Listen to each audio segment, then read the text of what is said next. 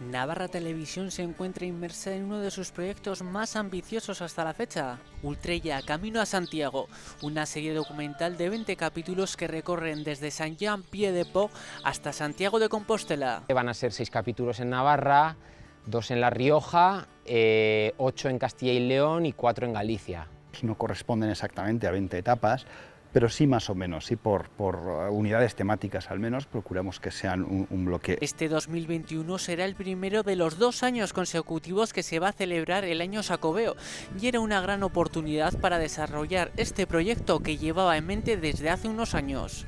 Llegaba el año Jacobeo y la pandemia no terminaba, había mucha incertidumbre porque el Camino de Santiago estaba cerrado, no había peregrinos, con lo cual en el momento que vimos que se abrían las fronteras y que los peregrinos iban a empezar a pasar por todo el camino, Navarra incluida, nos animamos a hacer ese documental en el que llevábamos pensando ya mucho tiempo. A lo largo de los 758 kilómetros por los que transcurre el camino nos acompañarán personas conocidas de diferentes ámbitos, pero ligadas al territorio que cruzan. Por ejemplo, en Navarra nos van a acompañar Elena Resano y Aikar Azcona, pero por ejemplo en Castilla y León nos va a acompañar Carmen Lomana, con lo cual las anécdotas que van a vivir con los peregrinos, con las personas que trabajan a lo largo del camino. Además, se suma la diferente perspectiva que nos ofrecerá cada uno de nuestros invitados.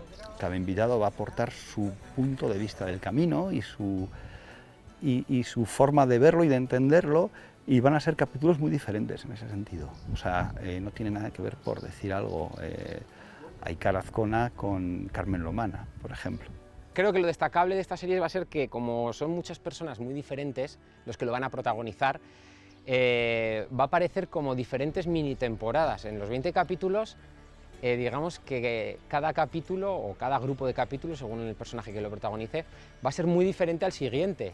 Y lo estamos notando nosotros en la grabación, en la narración. Desde el equipo de rodaje ya nos adelantan que descubriremos nuevos lugares y sus peculiares historias. No vamos a ver a una persona andando y andando y andando, sino que lo que vamos a ir es descubriendo un poquito el camino a través de los ojos de las personas que están haciéndolo, ¿no? Ultrella, Camino a Santiago, sigue su propio camino mientras esperamos su llegada a televisión en este próximo otoño.